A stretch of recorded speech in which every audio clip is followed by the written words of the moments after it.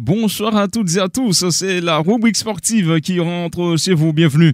La sélection nationale de football met le cap sur sa troisième sortie à la Ligue des Nations de la CONCACAF.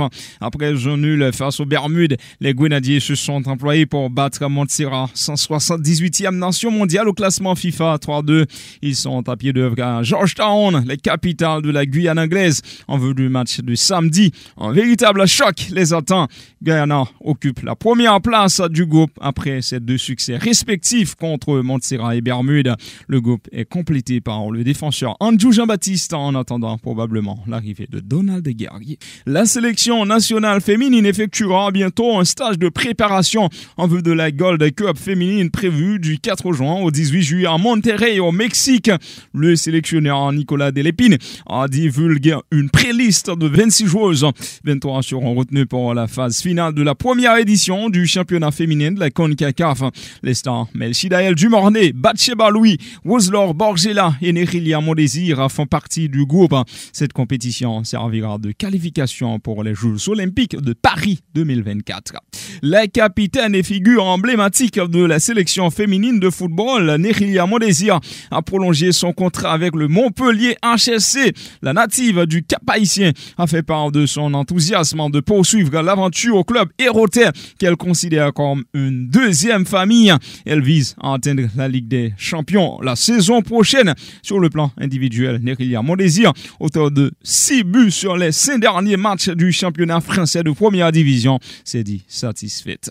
Les rencontres se poursuivent dans la Ligue des Nations de l'UEFA. Le Portugal a signé une deuxième victoire contre la République tchèque ce jeudi. Les coéquipiers de Cristiano Ronaldo se sont ainsi emparés seuls des commandes du groupe 2 de la Ligue A. Les Tchèques se retrouvent désormais troisième après la victoire de l'Espagne en Suisse. Plusieurs rencontres se disputent ce vendredi. La France se déplace en Autriche. Le Danemark reçoit la Croatie. Mercredi, la Belgique a laminé la Pologne 6-1. Les Diables Rouges se sont réveillés brutalement quelques jours après leur débâcle à domicile face aux Néerlandais 1-4. Les Pays-Bas ont, eux, assuré au Pays de Galles 2-1, prenant ainsi seul la tête du groupe 4 de la Ligue A en Ligue des Nations. Dans la zone Afrique, le Bénin s'est incliné 0-1 à Cotonou mercredi face au Mozambique dans le cadre des qualifications pour les CAN 2023. Mécontents, les supporters béninois ont attaqué le bus transportant les joueurs. Plusieurs d'entre eux ont été touchés dans le milieu de terrain. Jodel Dossou, blessé à un pied.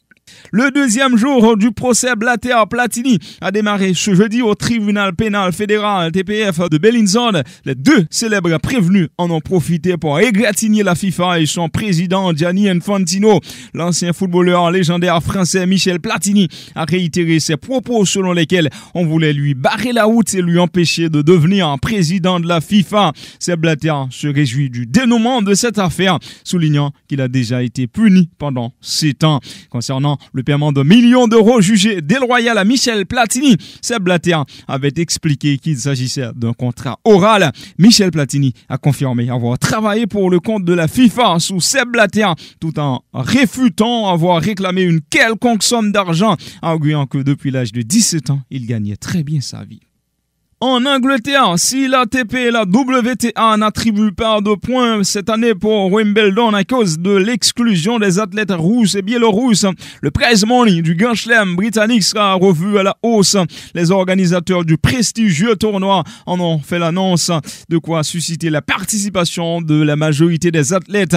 Reste à savoir si cela fera réfléchir Naomi Osaka, qui a déclaré après son élimination à Roland-Garros qu'elle ne verrait pas l'intérêt de jouer au Wimbledon si le tournoi ne sera pas décisif dans le classement de la WTA.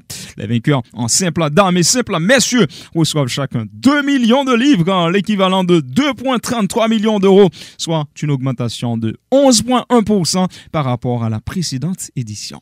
NBA, les Celtics de Boston ont maté les Warriors de Golden State mercredi soir 116-100 dans le match 3 des finales. Ils ont ainsi pris les devants dans la série et se retrouvent à 2 victoires du Sacre. La franchise du Massachusetts a pu compter sur un trio de feu composé de Jason Tatum, Jaylen Brown et Marcus Smart. Ils ont réussi chacun au moins 20 points, 5 rebonds et 5 passes, suffisant pour faire déjouer les plans des Splash Brothers, Stephen Curry, Klay Thompson. Fin de la rubrique sportive. Merci de l'avoir suivi.